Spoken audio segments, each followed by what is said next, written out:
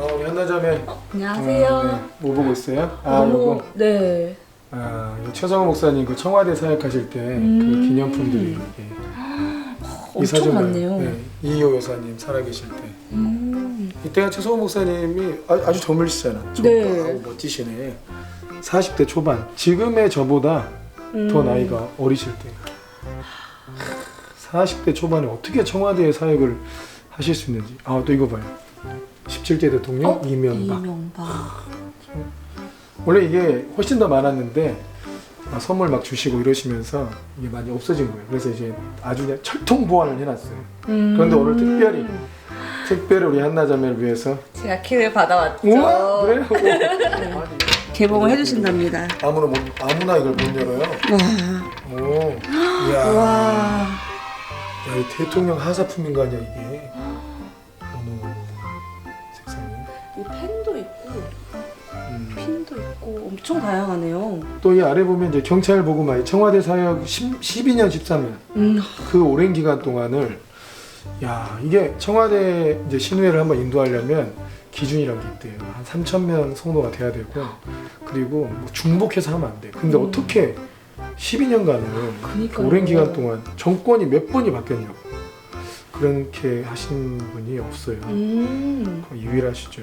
또 여기는 서울경찰청 교경협의회 대표회장. 그러니까 이 청와대 사역하신 뒤로는 또 경찰청 사역을 하시게 돼요. 또 특별히 혹시 이키도 가지고 있나요? 이키요? 아주 좋아할 만한. 또 여기 또 노무현 대통령 사진도 있고. 예. 어주네요. 바로 거기에 눈이 가죠. 그렇죠. 그럴 것 같아서. 네. 한번 빼보려고. 이게. 이거. 진짜 있는 거예요? 그럼. 한번 있나 볼까? 우와. 있어. 새 건가? 소리 들리죠? 이거. 우리 청와대 어주입니다. 와우, 이거 깨질 것 같아. 너무 귀한 거야. 네, 너무 귀해가지고. 옛날 습관처럼 또 잘 한번 들어야지. 자를 한번. 뭐가 진짜 해야 돼. 근데 정말 봐봐. 청와대 신우회 사역을 그러니까 우리가 이제 목사님들이 돌아가면서 섬겼으니까 한 번 정도 갈 수 있어요. 근데 어떻게 12년, 13년 동안을 계속 목사님이 섬기시고 또 수요 예배를 만드시고 수요일에 성경 공부 만드셔서 정말 청와대 직원들에게 복음을 전할 수 있는 어떻게 이렇게 오랫동안 쓰임 받을 수 있었을까? 또 교회도 크지 않아요. 또 젊었어요. 그러게요. 이게 어떻게 될까? 너무 궁금하죠. 네, 너무 궁금해요. 저도 너무 궁금해서 진짜 목사님께 몇 번을 얘기했는데 정말 한 3번, 4번 정도 여쭤봤을 때 전체 이야기를 해줬어요. 어떻게 일이 허락이 됐는지. 그럼 오늘 알려주시는 건가요? 갑시다. 네. 샬롬. 저는 대한예수교 장로회 푸른성교회 담임하는 최석우 목사입니다. 우리 교회의 특징, 우리 교회의 자랑이 있습니다. 그것은 공무원 선교 활동입니다. 그래서 저는 대한민국의 심장부인 청와대 기독신우회에서 12, 13년 동안 열심히 지도하고 선교 활동하였습니다. 그리고 지금은 대한민국 경찰을 위해서 민중의 지팡이, 대한민국 국민들의 가장 가까이서 섬기고 있는 경찰 가슴속에 주 예수 그리스도의 복음을 심겨주기 위해서 최선을 다하고 있습니다. 이 일을 위해서 우리 푸른성교회 온 성도들은 정말 뜨겁게 기도하고 있고요. 함께 같이 사역에 동참하고 있습니다. 그러므로 대한민국 경찰 복음화를 우리 푸른성 교회를 통하여서 반드시 이루어가는 기적의 역사가 꼭 일어날 줄 믿습니다.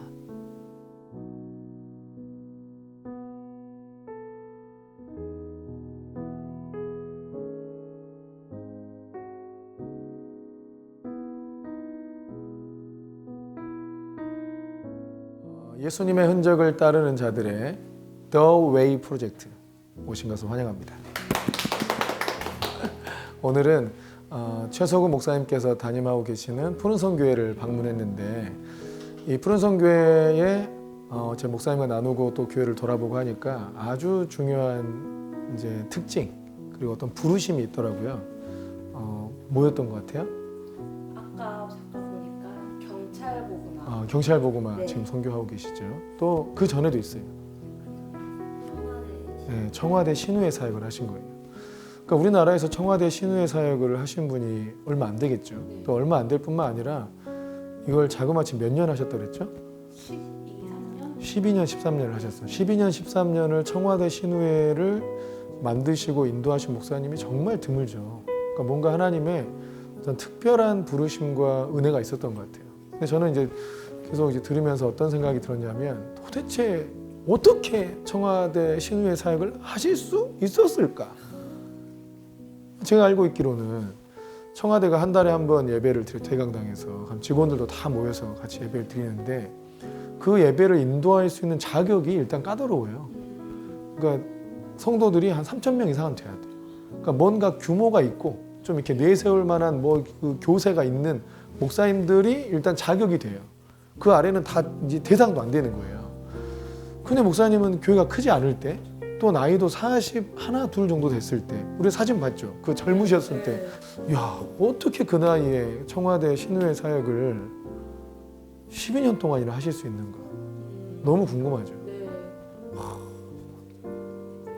제가 또 집요하게 여쭤봤죠. 한두 번 여쭤본 게 아니고 제발 좀 알려주십시오. 후배 목사에게 제발 좀 알려주세요.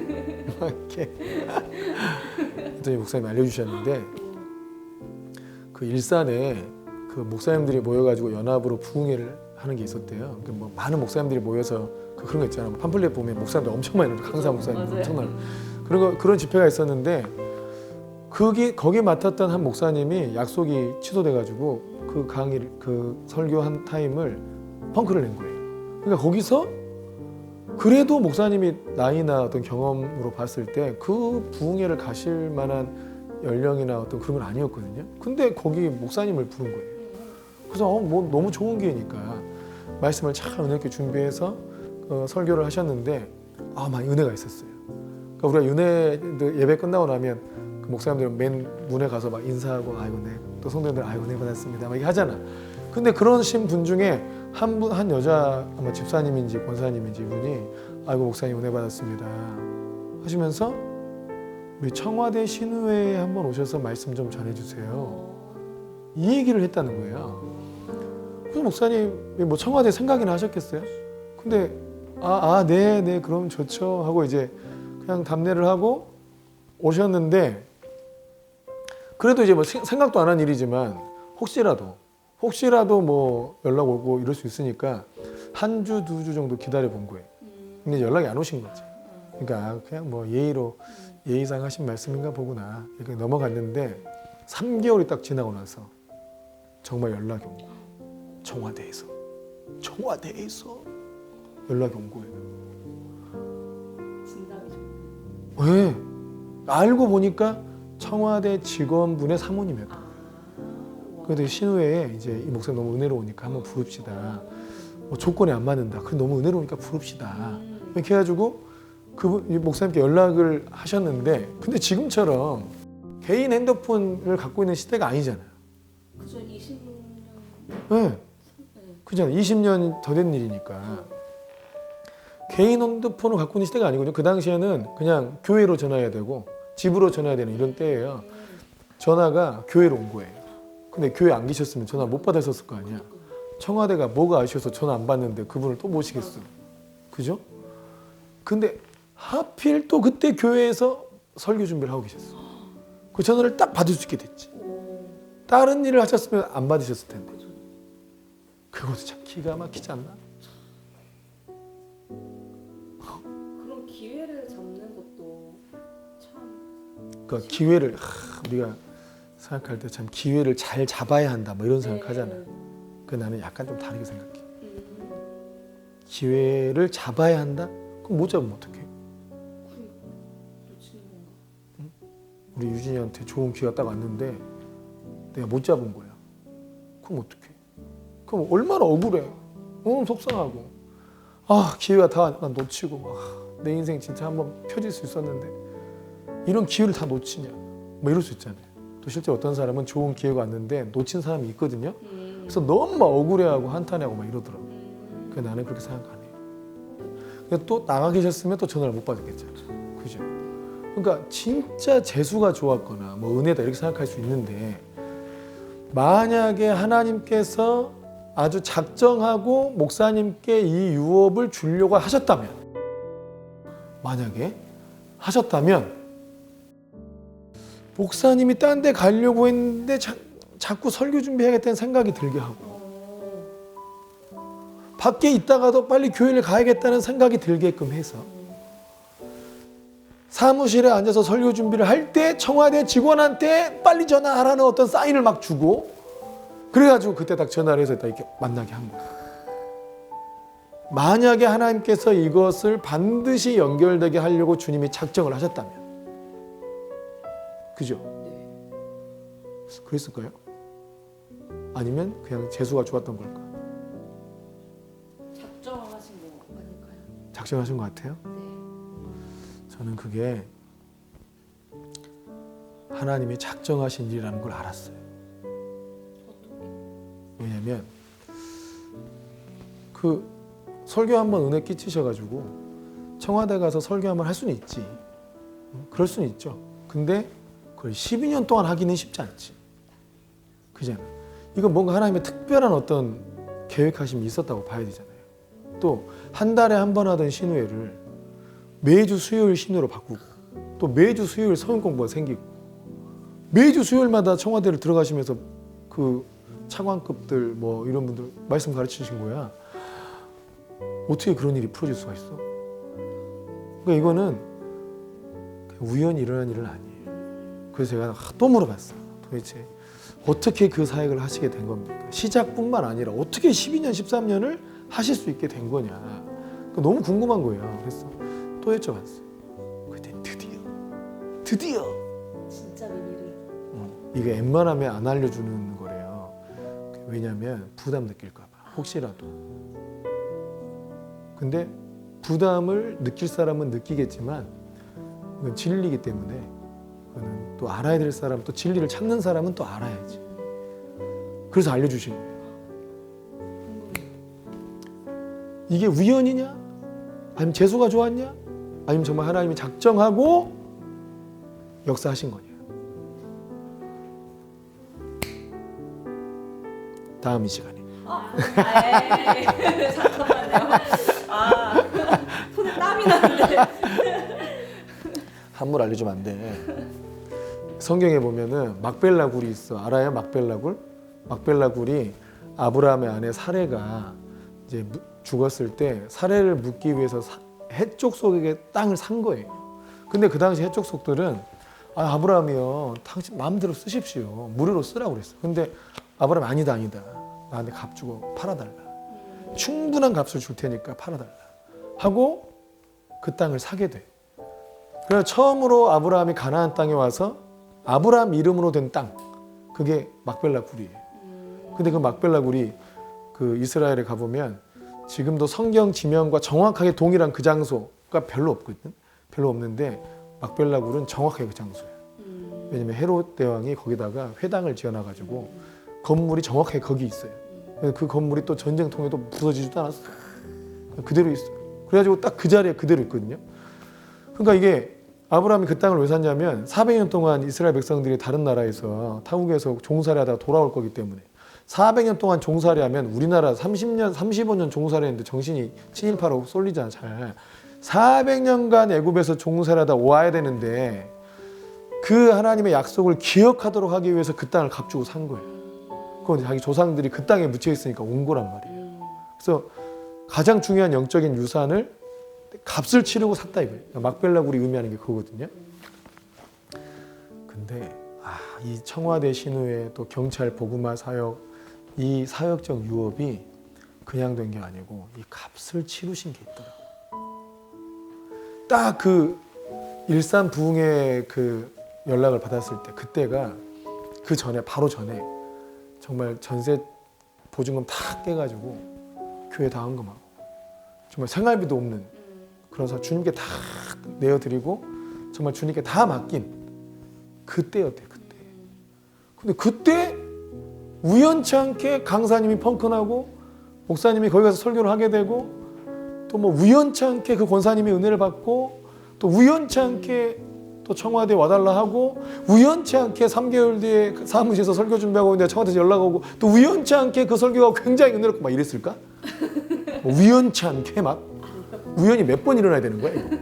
야 우연도 한 10번 일어나면 이건 작정이라고 봐야 되는 거 아닌가? 그냥 다 전부 우연 재수조와 보기에는 그렇게 믿는 것보다는 그냥 작정이라고 믿는 게 더 합리적이잖아요. 누군가가 보이지 않는 분이 작정을 했다 이거지. 근데 왜 작정을 했을까요? 하나님께서 작정하신 건데 왜 했겠냐고.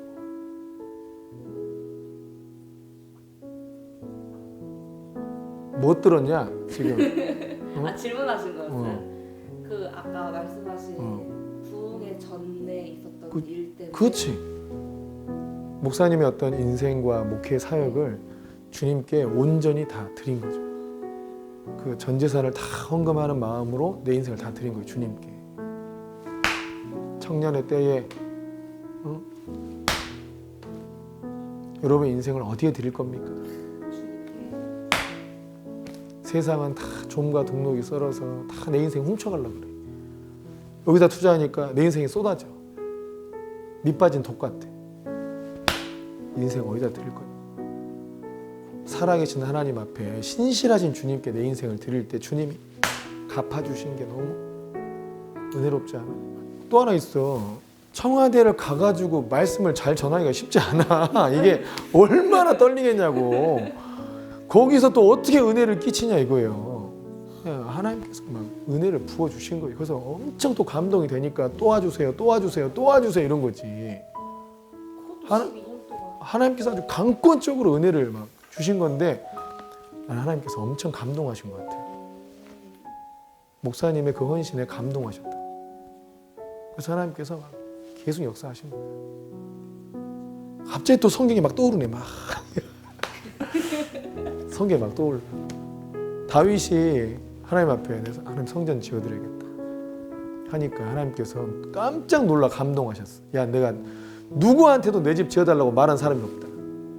다 내가 지으라 그랬지. 성전도 성막을. 내 집 지어달라고 지어주라고 내가 누구한테 요구한 적은 없는데 네가 어떻게 내 집을 지을 생각을 하느냐. 너무 감동하셔가지고 막 복을 막 주셨지. 그 뒤로 어떻게 된 줄 알아요? 그 뒤로 어떻게 된 줄 알아 다윗이? 전쟁마다 다 이겨. 바로 그 뒤로 전쟁마다 전부 가는 곳마다 이긴다는 기록이 쫙 나오는 거예요. 전쟁마다 다 이겨. 그 하나님의 은혜가 막 부어지는 거예요. 그러니까 하나님 너무 기쁘셨어. 야 나한테 인생을 다 맡기, 나를 믿고 맡기는구나. 하나님께서 막 푹 부어주신 거예요. 나는 푸른손 교회 와가지고 그게 느껴져. 그 아무나 할 수 없는 너무 독특하고 너무 은혜로운 그 사역이 어떻게 풀어졌느냐. 목사님의 그 헌신에 주님이 감동하셔서 이건 작정해서 일을 풀어내셨고 여러분의 인생을 어디다 드려야겠어?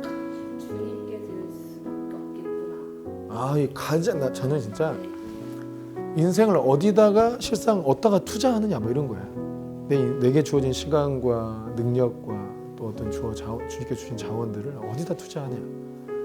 정말 확실한 데 투자해야 돼. 안전하고 확실한 곳. 그분이 주님이에요. 주님의 나라. 난 이게 참 우리나라의 많은 이제 믿음의 백성들이 그렇게 주님께 헌신해서 그 인생에 복받고 나라도 복받고 했는데 오늘날 정말 이런 정말 주님의 신실하심을 믿고 인생을 드릴 수 있는 사람들이 정말 많이 일어났으면 참 좋겠다. 그것이 또 주님의 살아계심의 흔적이 될 겁니다. 주님의 흔적이 됩시다. 아멘. 오늘 우리가 푸른성 교회에 와서 정말 독특한 이 청와대 신우의 사역 그리고 경찰청 보고마 사역 도대체 이 사역이 어떻게 풀어질 수 있을까? 사람이 했다고 보기 너무 어려운 참 귀한 사역인데 그 비밀이 하나님 앞에 내 인생을 드린 한 영혼의 간절하고 진실한 헌신이 하나님으로 하여금 그를 사용하여 청와대와 경찰청을 복음화할 수 있는 문을 여셨다는 것. 이건 정말 우리가 정말 배워야 될 너무 중요한 영적인 원리이기도 하고 또 우리 인생을 살아낼 정말 탁월한 하늘의 지혜가 아닌가 하는 생각을 합니다. 우리도 정말 그 주님 앞에 우리 인생을 들여서 우리의 삶이 주님의 흔적이 되는 그런 삶이 되기를 바라고 축복합니다. 또 하나의 예수님의 흔적이 되기를 바라는 마음으로 함께 기도하도록 하겠습니다. 같이 기도하시겠습니다.